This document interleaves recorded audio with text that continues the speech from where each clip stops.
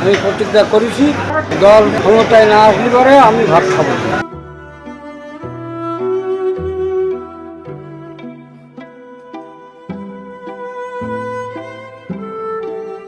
নিজের দলের প্রতি ভালোবাসা সব কর্মীরই থাকে, কিন্তু তাদের মধ্যে সবচেয়ে আলাদা ছিলেন বিএনপি কর্মী নিজামুদ্দিন, যিনি নিজের দলের প্রতি আওয়ামী কর্মীদের অপমান সহ্য না করে বেছে নিয়েছিলেন এক অভিনব প্রতিবাদের মাধ্যম।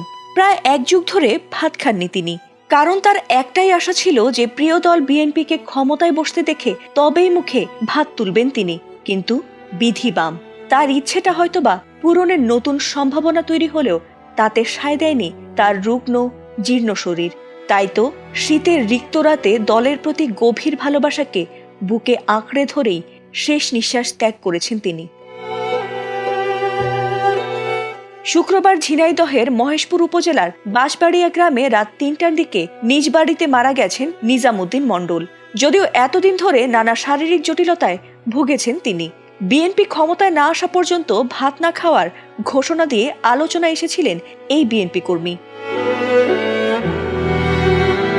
তার পরিবার সূত্রে জানা গেছে, ২০১৪ সালে বিএনপির প্রতিষ্ঠাতা শহীদ রাষ্ট্রপতি জিয়াউর রহমানের শাহাদাত বার্ষিকী উপলক্ষে এক কাঙালি ভোজের আয়োজন করেছিলেন নিজাম।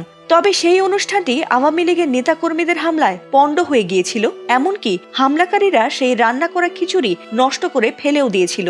সেই থেকে নিজামুদ্দিন প্রতিজ্ঞা করেছিলেন যে বিএনপি আবারও ক্ষমতায় না আসা পর্যন্ত তিনি ভাত খাবেন না। এরপর দিন মাস বছর গড়িয়েছে, কিন্তু নিজের প্রতিজ্ঞা থেকে এক চুলও নড়েননি তিনি। একদিন দুদিন নয়, দীর্ঘ 11 বছর ধরে নিজামুদ্দিন ভাত খাননি। এমনকি তার পরিবারের সদস্যরা শত চেষ্টার পরও তাকে ভাত খাওয়াতে পারেননি। শেষ পর্যন্ত তিনি নিজের সিদ্ধান্তেই অটল ছিলেন। তার পরিবারের ভাষ্যমতে গেল অক্টোবরে নিজামুদ্দিন গুরুতর অসুস্থ হয়ে পড়েছিলেন, আর সেই বিষয়টি বিএনপির ভারপ্রাপ্ত চেয়ারম্যান তারেক রহমানের কানে পৌঁছলে তিনি চিকিৎসার দায়িত্ব নিয়েছিলেন। তার নির্দেশনায় ফরিদপুর ও ঢাকায় উন্নত চিকিৎসা করানো হয়েছিল তাকে। চিকিৎসা শেষে কিছুটা সুস্থ হয়ে নিজ গ্রামে ফিরেও এসেছিলেন নিজামুদ্দিন। তবে পুরোপুরি সুস্থ না হতে পারায় শেষ পর্যন্ত আর ধকল সইতে পারেননি তিনি। ফাতিমা সুলতানা, এটিএন বাংলা।